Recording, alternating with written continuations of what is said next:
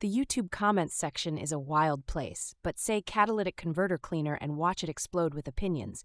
You get everyone from, dude, it fixed my check engine light, to absolute snake oil, don't bother. So what's the reality according to Scotty Kilmer?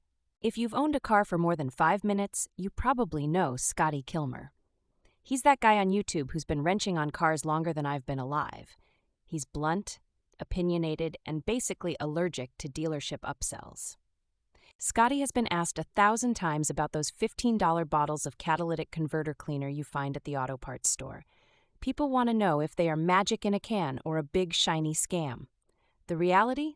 Well, it's complicated. Here's a pain point most of us have faced: the dreaded check engine light, maybe with a P0420 code flashing on your scan tool. A new catalytic converter can run anywhere from $500 to $2,000, depending on your car. That's real money. Scotty's take is refreshingly practical. Yes, catalytic converter cleaner can sometimes help if your converter is just a little dirty from too much carbon.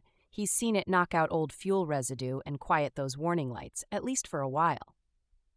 Don't expect miracles. If your cat is physically melted or busted inside, no bottle is going to fix that. Scotty says, you can't fix a broken bone with cough syrup. No magic potion there. Replace it, or get ready for emissions test heartbreak. Step 1, and Scotty always harps on this: diagnose first. Scan for codes with a $20 reader.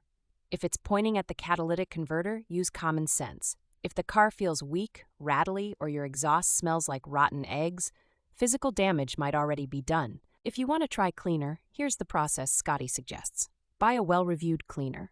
Pour it into a nearly empty tank, fill the rest with gas, and go for a 30-60 minute drive, ideally highway, high RPMs.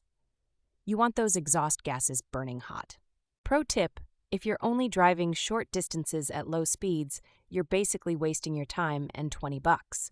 The cleaner needs high exhaust temp to activate and dissolve any buildup. City driving equals lower odds of success. But here's a stat for you. Scotty estimates maybe 1 out of 4 times the cleaner actually clears the code and gets the car through emissions for another year. That's not zero, but it's not a slam dunk either.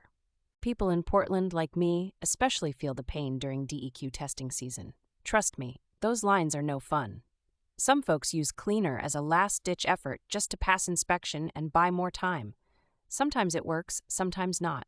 At the end of the day, you're rolling the dice. It might buy you a few extra months, but if you have an old high-mileage car with a worn-out catalytic converter, there's only so much you can do. But hey, sometimes that miracle in a can is just enough to keep the dream alive.